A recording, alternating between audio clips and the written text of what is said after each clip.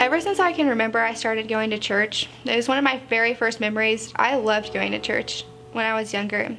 I grew up with my parents together, and I had 2 older brothers and a sister. About the time that my brothers got into elementary school, we stopped going to church. It was just too hard to get 3 kids up in the morning, and once they stopped going to church, we all did. The only time I came in contact with God was every summer at a camp that I went to. I was bullied starting in the 2nd grade. I never fit in. People always never really liked to hang out with me. I got chronic depression really easily and really fast. That summer, I gave up. I didn't want to be alive anymore. I sat in my room one day and I asked God, I don't know what to do. I just prayed that He would just show me something. A few weeks later, He answered my prayer and sent me back to my camp. But every summer, I continued going back to that camp.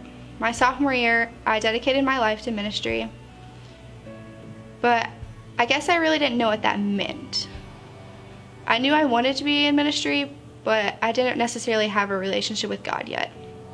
I got into a relationship to where it wasn't healthy. I was participating in things that I shouldn't have. That's when my depression picked back up. My home life wasn't so great either. My parents were constantly yelling. When my dad was home, he was always drinking. I fell away from God because life was just getting in the way. A month later, I tried to commit suicide. That was a real awakening for me. I was sent to the hospital and was there for 14 days. The rest of that semester, I was just super angry with God. I didn't want anything to do with Him. I refused to go to church. The very next week, I went to camp, and the dean, who had been my dean for 4 years now, I sat down with him and I told him that I didn't know what to do. I was super angry. I felt that as if I wasn't good enough. I didn't want to die anymore. I just didn't know how to act. I'll never forget what he told me. He told me that the reason why I was feeling anger was because Satan had a hold on me.